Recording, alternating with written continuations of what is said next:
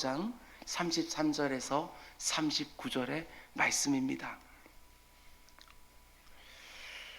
33절에서 39절 우리 한 절씩 우리 교독하겠습니다.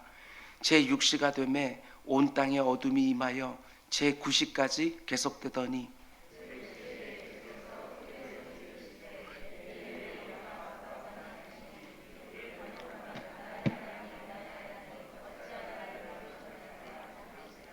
곁에 섰던 자 중 어떤 이들이 듣고 이르되 보라 엘리야를 부른다 하고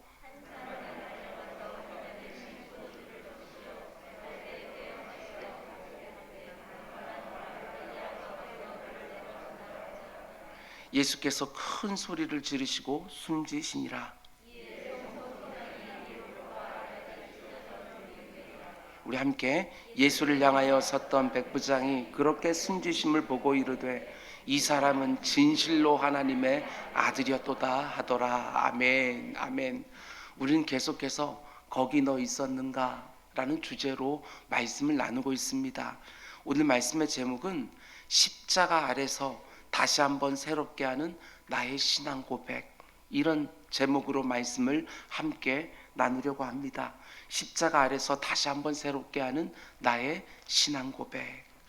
오늘 본문은 예수 그리스도의 십자가 죽음에 대해서 말해주고 있는데, 저는 오늘 이 성금요일 저녁에 본문에 등장하는 한 사람의 시선에 집중하려고 합니다. 그 시선의 주인공은 우리 주님의 사형 집행을 총괄하고 있었던 로마의 백부장입니다. 누구보다도 가까운 곳에서 예수 그리스도의 마지막 순간을 목격했던 사람입니다. 여기서 백부장은 100명의 로마 군사를 지휘하는 장교를 말하는 것이지요. 성경학자들에 의하면 예수님의 사형 집행을 총괄했던 이 백부장은 로마 정예부대의 출신이 아니라 로마의 식민 통치를 받는 나라에서 징집된 이방인 출신 장교일 거라고 말을 합니다. 그런데 순수 로마인이 아닌 식민지 출신 이방인이 백부장이 되려면 어떤 과정을 거쳐야 되느냐? 이들은 처음부터 장교로 임관하지 못했습니다. 먼저 사병으로 시작하여 수많은 전투 경험을 통해 그 용맹스럽과 충성스러움을 인정받아야만 로마 군대의 백부장이 될 수 있는 것입니다. 그래서 이방인 출신으로 로마의 백부장이 된 사람들은 밑바닥에서부터 올라온 사람들이고, 수많은 전쟁을 통해서 자기 손으로 직접 수많은 적군들을 죽였고, 수많은 아군들이 자기 곁에서 죽어가는 것을 수없이 목도한 사람들입니다. 뿐만 아니라 지금 예수님의 십자가 처형을 집행하는 이 로마의 백부장은 십자가 처형을 처음으로 집행하는 사람은 아니었을 것입니다. 분명히 많은 죄수들을 이미 십자가에 못 박아 죽인 경험이 있는 백부장이었을 것입니다. 전쟁터에서 수많은 적군들을 죽이고 수많은 아군들이 죽어가는 것을 목도하고, 총독의 수하에 있는 이스라엘 땅에 파견된 군인으로 수많은 사람들을 십자가에 이미 못 박아 죽였던 사람입니다. 그러니까 사람의 생명을 취하는 것이 그렇게 대수롭지 않은 잔인하고 냉혹한 사람이 지금 예수님의 십자가 처형을 총괄하고 있는 것이지요. 그런데 이런 백부장이 예수님이 죽으신 직후에 뭐라고 고백합니까? 39절 말씀 보면 예수를 향하여 섰던 백부장이 그렇게 숨지심을 보고 이르되 이 사람은 진실로 하나님의 아들이었도다 하더라. 로마 백부장이 예수님의 죽음을 가장 가까운 자리에서 다 지켜보고 나서 하는 고백이 무엇입니까? 이 사람은 진실로 하나님의 아들이었도다.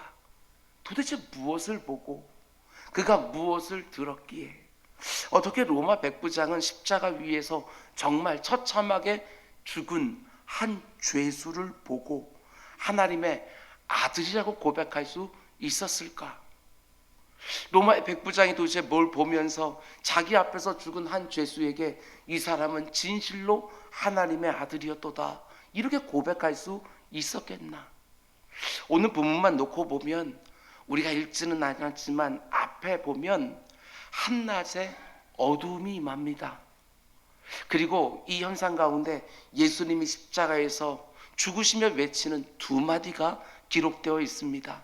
예수님은 십자가 위에서 총 7마디를 하셨지만 본문에는 두 마디만 기록되어 있습니다. 나의 하나님, 나의 하나님, 어찌하여 나를 버리시나이까? 엘리 엘리 라마 사박다니라는 절규와 정확히 어떤 말씀인지 모르지만 다만 큰 소리라고 기록되어 있는 외침, 이렇게 두 마디만 기록되어 있습니다. 확정적으로 우리가 말할 수는 없겠지만 이 백부장이 한낮에 어두움이 임한 것을 보고 그리고 예수님의 두 마디의 외침을 듣고 그 가운데 속에 이렇게 고백한 것이지요. 이 사람은 진실로 하나님의 아들이었도다. 여러분, 예수님이 십자가 달려 죽으실 때 있었던 초자연적인 현상은 한낮의 어두움입니다. 33절 말씀 보면 이렇게 되어 있지요. 제6시가 되매 온 땅에 어두움이 임하여 제9시까지 계속되었다. 여기서 제6시라고 하는 것은 우리식으로 말하면 낮 12시 정오를 말하는 것입니다. 그리고 제9시는 오후 3시를 말하는 것이지요. 그러니까 정오부터 오후 3시까지 하루 중에 가장 밝은 시간에 온 땅에 짙은 어둠이 깔린 것입니다. 기록에 의하면 횃불을 들어야지만 지척이 분간할 수 있을 정도로 마치 한밤중과 같은 짙은 어둠이 임한 것이지요. 그럼 이 어둠의 정체는 무엇일까? 어떤 학자들은 이 어둠의 정체를 설명하려고 여러 가지 자연 현상들을 끼워 맞추기도 했습니다. 일식이 아니었을까? 그렇지 않습니다. 일식이 3시간, 6시간이나 지속되는, 3시간이나 지속되는 법은 없습니다. 사막이나 광야에 있었던 모래바람이 하늘을 가렸기 때문이 아니었을까? 그렇다고 해도 한밤중처럼 어두워지지는 않습니다. 대부분의 학자들은 하나님이 의도적으로 만드신 어둠이었을 것이다, 이렇게 말씀하시지요. 그럼 하나님은 왜 의도적으로 이런 어두움을 그날 골고다 언덕에 들이우셨을까? 성경학자들이 여러 가지로 해석하는데 3가지만 소개해 드립니다. 첫 번째로 한낮의 어두움은 구약시대 때부터 예언되어진 여호와의 날에 일어날 현상이라는 것입니다. 참 귀한 해석을 해 놓았습니다. 심판날에 임할 두려움, 그것을 어둠으로 표현하고 있는 것이지요. 유에서 2장을 보면 이런 말씀이 나옵니다.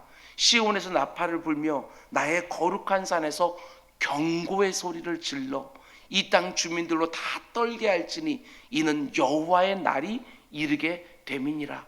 이제 임박하였으니 곧 어둡고 캄캄한 날이요 짙은 구름이 덮인 날이다. 대낮임에도 불구하고 어둡고 캄캄한 날이 있을 것이고 짙은 구름이 덮인 날이 있을 터인데 이 날이 바로 여호와의 심판의 날이라고 말을 합니다. 하나님이 자신이 온 세상을 심판하시는 것을 한낮의 어둠으로 표현해 주시는 것이지요. 죄에 대한 하나님의 엄중한 심판, 그게 바로 이 어둠 속에 들어있는 것입니다. 모세가 바로왕 앞에서 그 땅을 심판할 때에 10가지 재앙이 임하게 되어지는데 흑암의 재앙이 몇 번째 재앙입니까? 9번째 재앙입니다. 그리고 이 재앙이 임한 직후에 마지막 10번째 재앙, 장자의 죽음이 임하는 것이지요. 너무나도 의미심장하지 않습니까? 하나님은 예수 그리스도 안에 이 세상의 죄를 다 담으셨습니다. 그리고 이제 죄의 삭은 사망, 자기의 아들의 생명을 취하려고 하는데 그 직전에 전조가 있는 것이지요. 그게 바로 온 땅에 임한 어둠이라는 것입니다. 기이한 어둠이 있은 다음에 하나님의 엄중한 심판이 우리 주님께 쏟아지는 것이지요. 하나님의 엄중한 죄에 대한 심판의 전조, 그게 바로 한낮에 임한 어둠의 의미였을 것이다.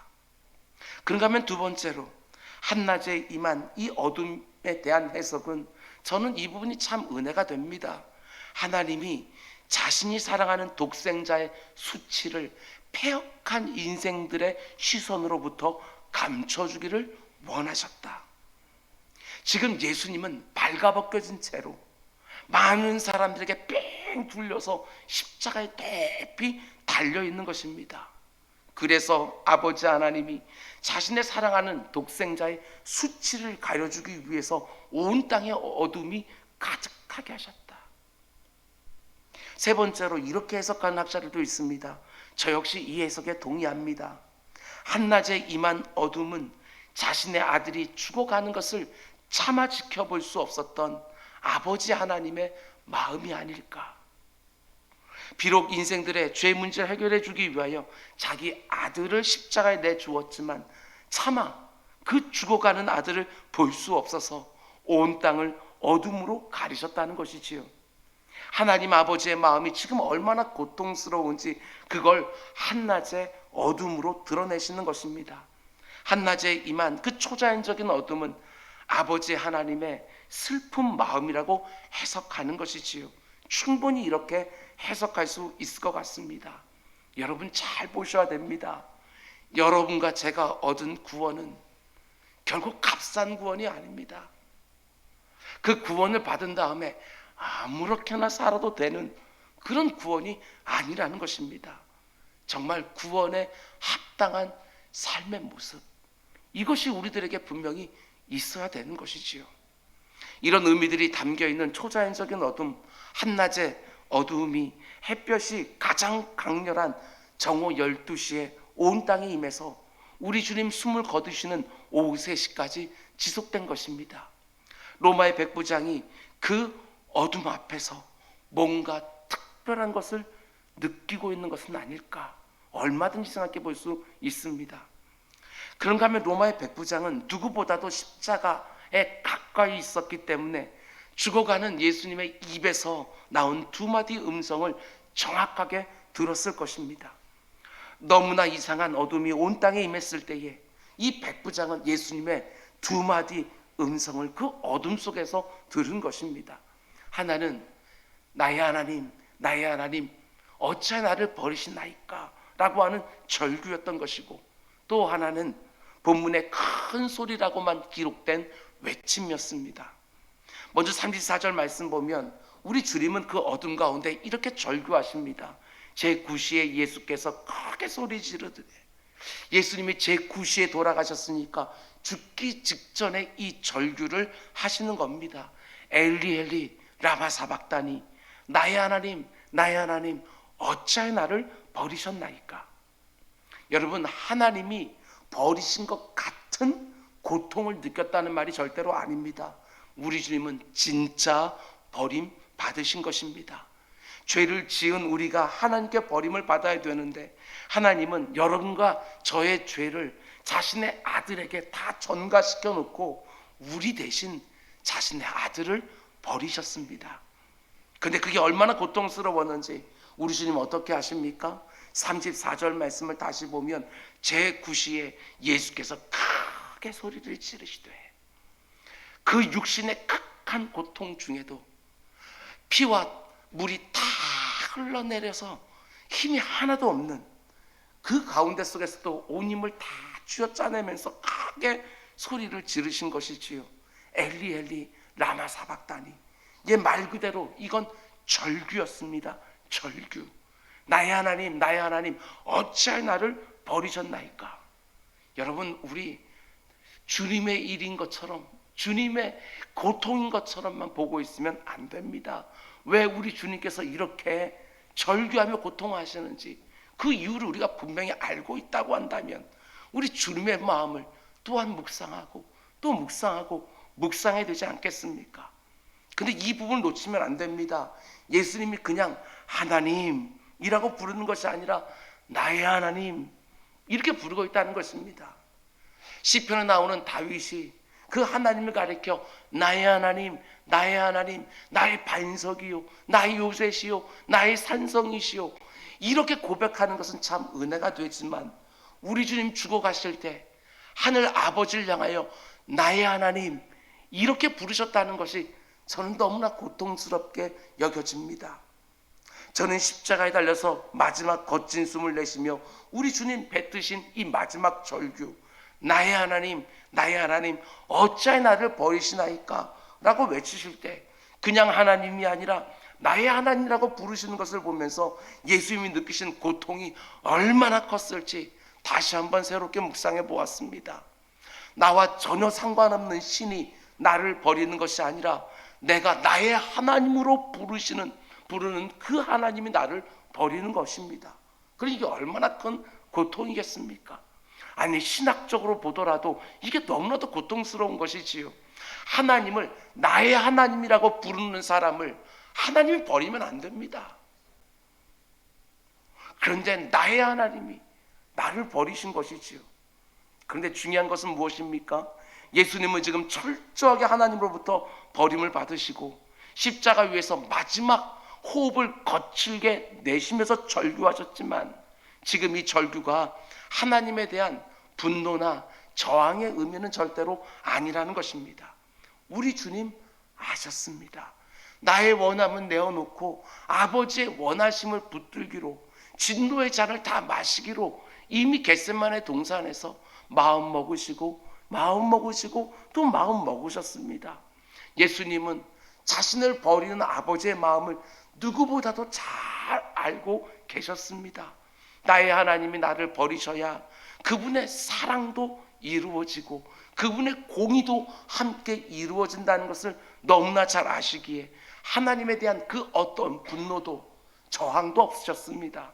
그러나 그 모든 것에 순종하신다는 것이 만세 전부터, 아니 언제부터인지 몰라도 영원 전부터 존재하기 시작할 때부터 성부 하나님과 단 한 번도 떨어져 있어 보지 못한 그 주님께서 느끼는 그 공포, 그 고독이 얼마나 힘들었으면 나의 하나님 어찌하여 나를 버리시나이까.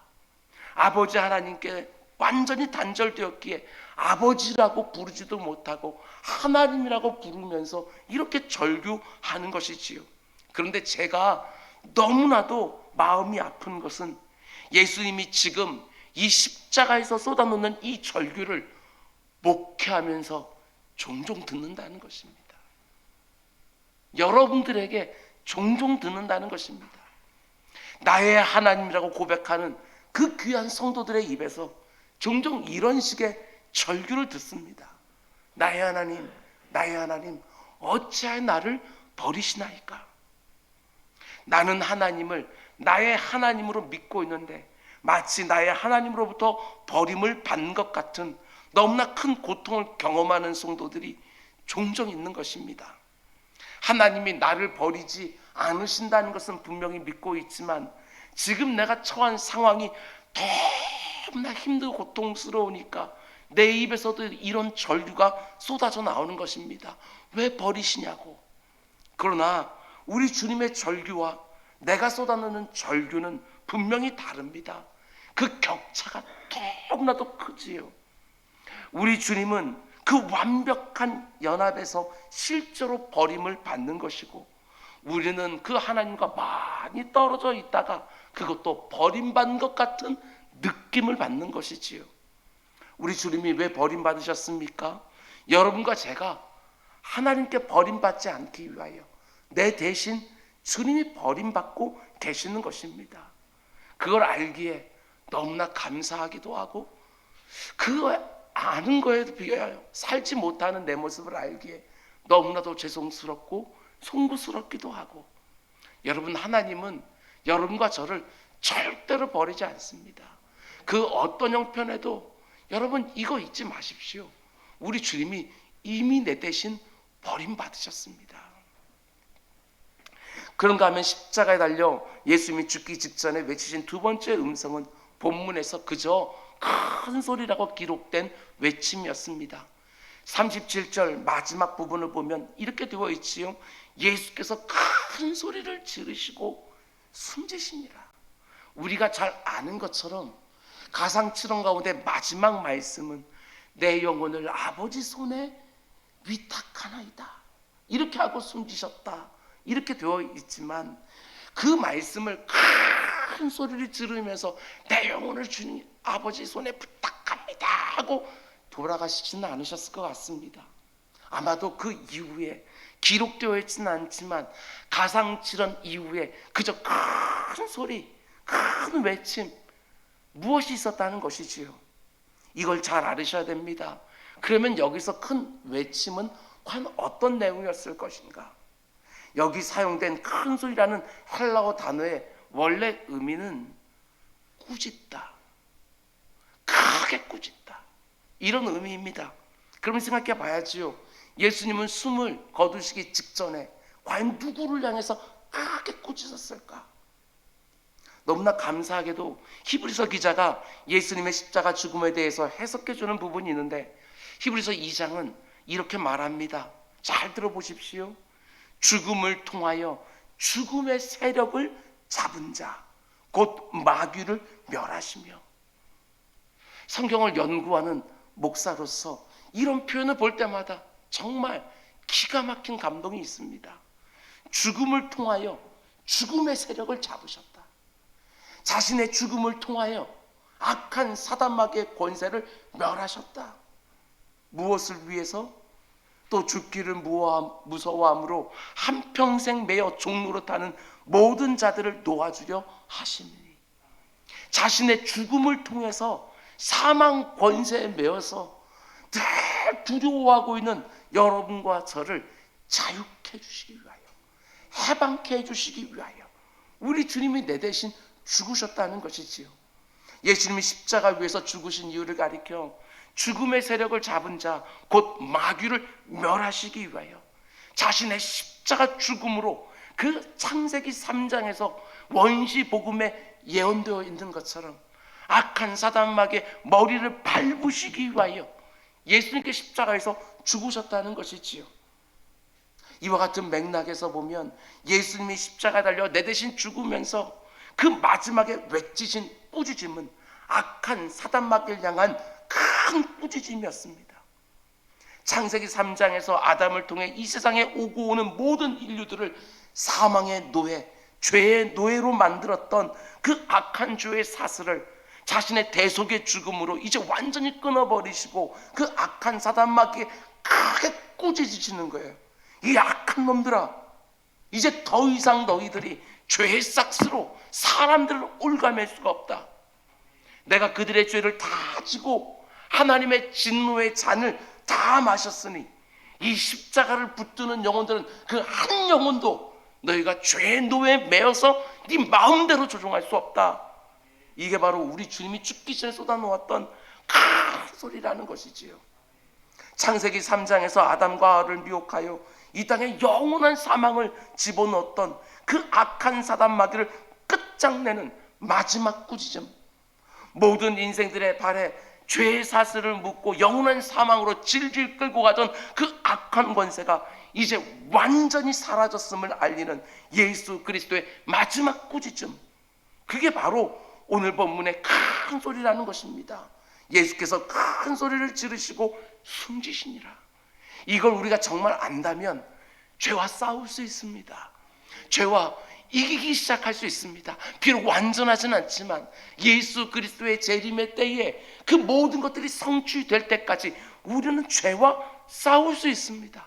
더 이상 죄의 종 노릇하지 마시기를 바랍니다. 이 세상을 죄로 깨뜨린 원수, 하나님이 자기 형상으로 만들어 놓은 그 귀한 인생들을 그렇게 추악한 모습으로 만들어 놓은 원수, 그 원수의 머리를 예수님이 짓밟으며 지금 꾸짖고 계십니다.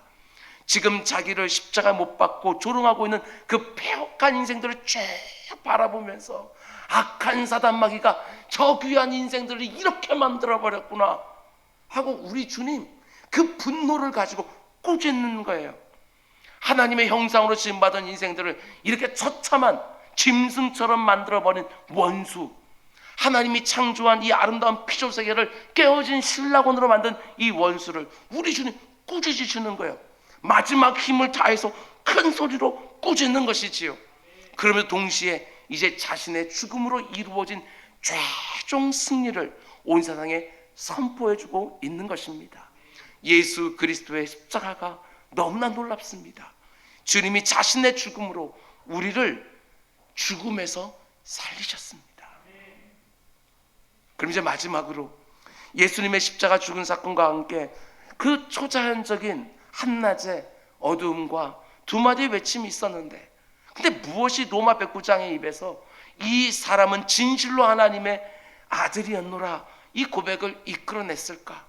여기서 진실로라는 이 표현은 지금 십자가에 죽으신 예수님이 하나님의 아들일지도 모르겠다, 이 정도 고백이 아닙니다. 아주 분명하게 확신하고 있는 것이지요. 이 사람은 분명히 하나님의 아들이다, 신앙 고백을 하는 거예요. 그럼 과연 무엇 때문에 이런 신앙 고백을 할 수 있었을까? 물론 예수님이 십자가 위에서 죽으시는 과정 속에 일어난 그 초자연적인 현상, 한낮의 어둠 때문이라고 말할 수 있을 것입니다. 분명히 백부장은 한낮에 임한 그 짙은 어둠을 보면서 두려움을 느꼈을 것입니다. 그런데 그 두려움은 저는 이런 생각이 듭니다. 백부장에게는 정말 특별한 두려움이 아니었을까? 그는 이미 전쟁을 수없이 치른 사람입니다. 전쟁터에서 죽음의 공포 언제나 지척에 두고 있었던 사람입니다. 그런데 그 전쟁터에서 느꼈을 그 두려움과는 전혀 다른 영적인 두려움, 그걸 느끼지 않았을까? 이 땅에 오신 성자 하나님이 자기 눈 위에서 지금 죽어가고 계시는데 그 가운데 어떤 인생이 두려움을 느끼지 않았겠습니까? 정확히는 몰라도 엄청난 두려움을 느끼고 있었을 것입니다. 그러나 로마 백부장이 이런 고백을 할 수 있었던 것은 예수님이 십자가에 달려 죽어가실 때 보여주셨던 모습 하나하나, 그리고 그 입술에서 마지막으로 터져나온 그 두 마디 외침 때문이었을 거라고 저는 묵상을 했습니다.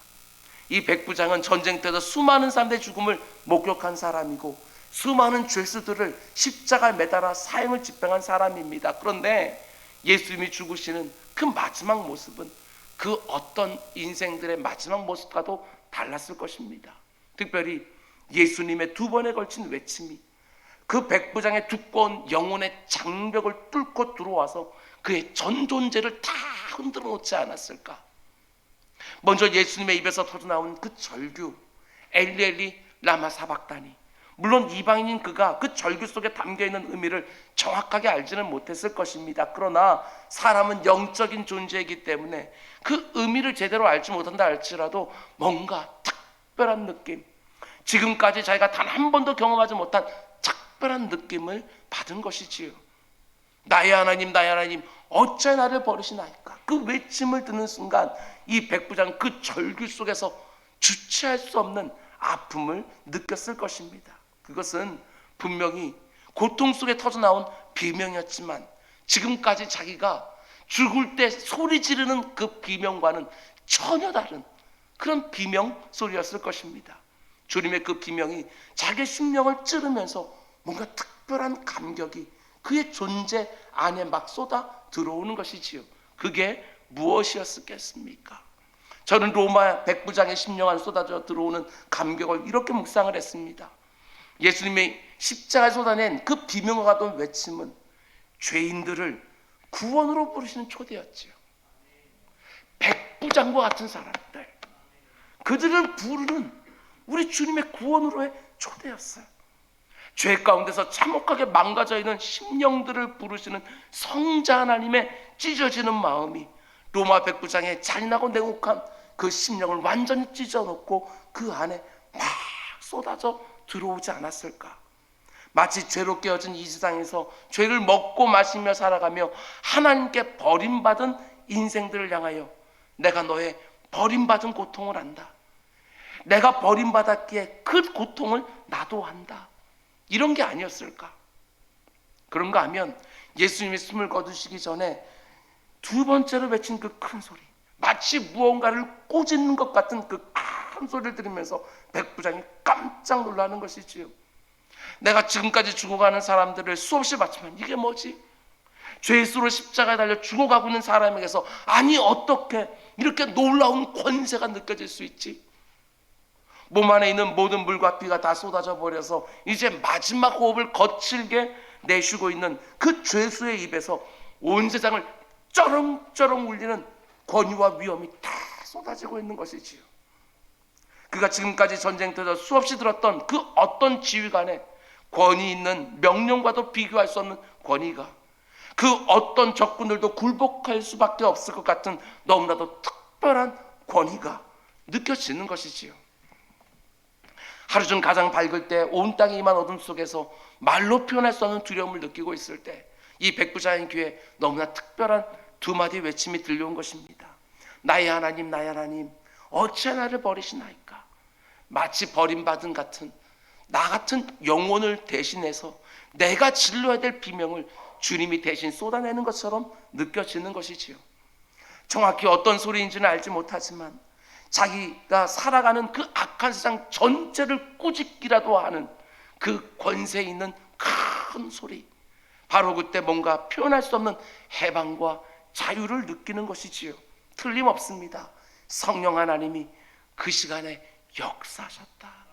그 백부장에게 역사하셨다. 주님의 죽음 다음에 수없이 많은 사람들이 그 십자가를 바라보면서 주는 그리스도시요 살아계신 하나님의 아들입니다라고 역사 속에 수많은 사람들이 고백을 했지만 이 백부장이 첫 번째였습니다. 주님의 그 십자가 바로 밑에 있었던 그 백부장, 그것도 이방인 백부장은 자기 눈앞에 죽으신 하나님을 그 십자가 밑에서 올려다보고 있습니다. 그 어떤 인생들보다도 가장 가까운 곳에서 하나님의 마지막 순간을 다 목격한 것이지요. 특별한 은혜였습니다. 어떻게 그 존재가 흔들리지 않을 수 있겠습니까? 그때 그 잔인하고 냉혹한 로마 백부장의 입에서 신앙 고백이 터져 나옵니다. 이 사람은 진실로 하나님의 아들이었도다. 여러분, 사도 바울은 고린도전서 1장에서 이렇게 말합니다. 유대인은 표적을 구하고 헬라인은 지혜를 찾으나, 표적은 능력을 말하는 것이고 지혜는 지식이나 정보 같은 것들을 말하는 것이고, 그러나 우리는 십자가에 못 박힌 그리스도를 전하니 유대인들에게는 거리끼는 것이요 이방인들에게는 미련한 것이로되 오직 부르심을 받은 자들에게는 유대인이나 헬라인이나 그리스도는 하나님의 능력이요 하나님의 지혜니라. 믿으십니까? 표적을 구하고 지혜만 쫓아다니지 마시기 바랍니다. 그게 나를 변화시키고 내 사랑하는 사람들을 변화시키는 것이 절대로 아닙니다. 그런 것들로 로마 백부장 같은 사람이 주님을 만나는 것이 절대로 아닙니다. 하나님이 오늘 우리에게 보여주시는 것은 십자가에 못 박힌 예수 그리스도십니다. 내가 너를 이만큼 사랑한다. 내가 너를 위해 내 아들까지 내어주었다. 십자가에 못 박힌 예수 그리스도, 내 사랑하는 주님의 모습을 보면서 내 입술에서도 진실한 회개와 신앙 고백이 있기를 원합니다. 저는 이런 찬송을 부를 때마다 너무나도 죄송스러워서 그 찬양을 좀 피해갔으면 좋겠습니다. 내가 너를 위해 모든 것을 다 주었건만 너는 날 위해 뭘 주느냐. 그 알량하고 초라한 것들 조금씩 하나님 앞에, 그것도 내 여분의 것 내어드리면서 그 가운데 속에 십자가를 제대로 붙들고 있는 것처럼, 묵상하고 있는 것처럼 생각하면 절대로 안 됩니다. 절대로 안 됩니다. 그런가 하면 진실한 신앙 고백이 여러분과 저의 입술에서 이 저녁에 또한 드려지기를 원합니다. 주님이 내 죄 때문에 하나님께 버림받으셨으니 내가 하나님께 절대로 버림받지 않는 줄 믿는다고. 주님이 자신의 죽음으로 악한 사단마귀의 권세를 멸하셨으니 내가 더 이상 죄에 매어있기 원치 않는다고. 하나님 나를 얼마나 사랑하는지 이제 다시는 의심하지 않겠다고. 어떤 형편 가운데 있든지 십자가를 묵상하는 자리에서 이제 그 십자가를 보여주며 사는 삶을 살고 싶다고. 예수 그리스도의 십자가를 통과한 성도답게 이 땅을 살아가는 우리 모두가 되기를 주님의 이름으로 축원을 드립니다. 말씀을 맺겠습니다. 여러분, 이번 한 주 우리는 참 많은 말씀을 들었습니다. 거기 너 있었는가라는 주제를 가지고 우리는 곳곳을 현장으로 들어가기 위해서 애를 썼습니다. 종려 주일 우리는 예수님이 예루살렘 성문 앞에서 성문으로 들어오는 모습을 함께 보았습니다. 그곳에 모인 사람들의 마음과 전혀 부족한 마음을 가지고 하나님께 드리는 그 씁쓸한 찬양. 그런데 우리 주님은 그 찬양도 기쁘게 받으셨습니다. 저들이 나를 찬양하지 않으면 내가 돌멩이들의 찬양도 들어야 되겠다고 우리 주님 말씀하셨습니다. 우리 주님은 찬양받기에 합당하신 만왕의 왕이시니까 사람들의 부족한 찬양을 받는 것도 마땅하십니다. 그런데 우리는 형편이 어렵고 힘들 때 찬양을 곧바로 잃어버립니다. 감사도 곧바로 잃어버립니다. 이 밤에 주님을 향한 나의 찬양이 다시 회복되게 해달라고, 내 입에서 다시 감사가 회복되게 해달라고 기도하는 우리 모두가 되기를 원합니다. 우리는 또한 감람산 위에서 혼장담하는 제자들의 모습도 보았습니다. 절대로 주님 버리지 않겠노라고, 주님 죽으시는 그 자리까지 우리가 다 따라가겠다고 베드로는 한 걸음 더 나아갔습니다. 다른 제자들은 다 주님을 버려도 나는 절대로 주님 버리지 않겠노라고. 여러분, 내 의지를 신뢰하지 마시기 바랍니다. 오직 우리는 예수 그리스도의 은혜만 붙들고 이 땅을 살아가는 사람들입니다. 주님의 겟세마네 동산의 기도도 보았습니다. 나의 원함과 아버지의 원함 사이에서 치열하게 씨름하시는 주님의 모습을 보았습니다. 여러분, 우리 주님도 씨름하셨는데 우리는 씨름도 안 하고 그저 하늘 보좌를 흔들어서 움직이면 되는 줄 알고 그렇게 간절히만 부르짖고 있는데, 우리 주님은 하나님 아버지의 마음을 돌리기 위해서 씨름한 것들이 아니라 나의 원함을 내려놓기 위해서, 아버지의 원하심 앞에서 내려놓기 위해서 씨름하셨습니다. 우리 고집부리지 맙시다. 기도의 자리는 하나님의 뜻을 분별하는 자리입니다.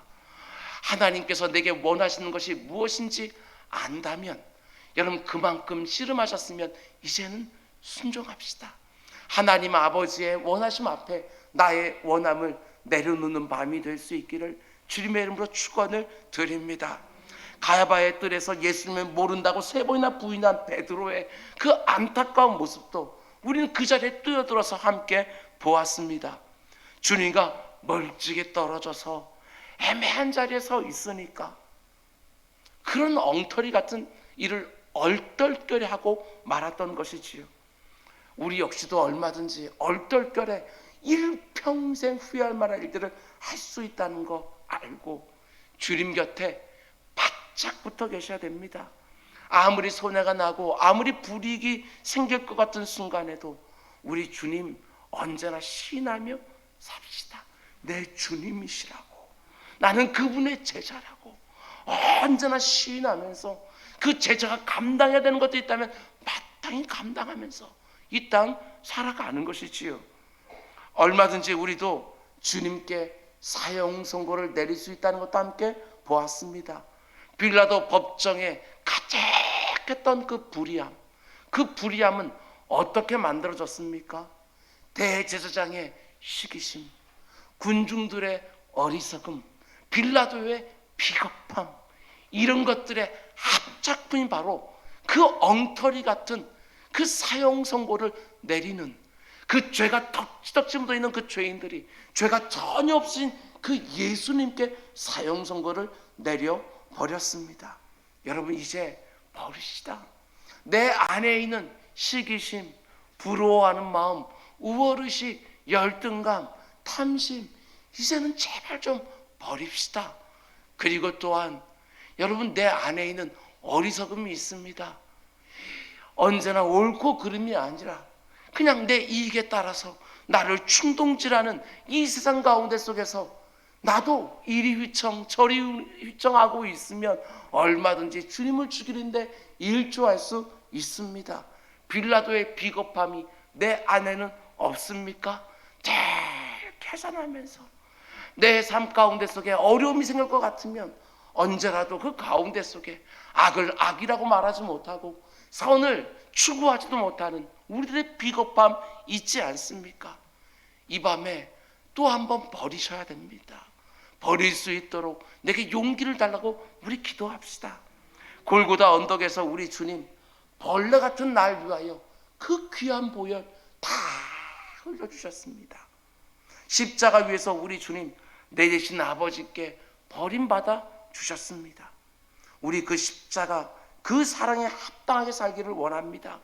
그렇게 살 수 있도록 이 밤에 용기와 의지를 달라고 기도하는 우리 모두가 되기를 주님의 이름으로 축원을 드립니다. 그러면 이제 우리 함께 찬양 부르면서 우리 이 시간 기도의 자리로 나아가기를 원합니다. 따로 제가 주기도문을 하거나 축도하진 않겠습니다. 여러분들 오늘 이 말씀들, 이번 한 주간 들었던 말씀들 하나하나 다시금 새롭게 하면서 오늘 하나님 앞에 마땅히 드려야 되는 회개와 결단을 드릴 수 있는 밤이 되기를 주님의 이름으로 축원을 드립니다. 우리 함께 찬양합시다.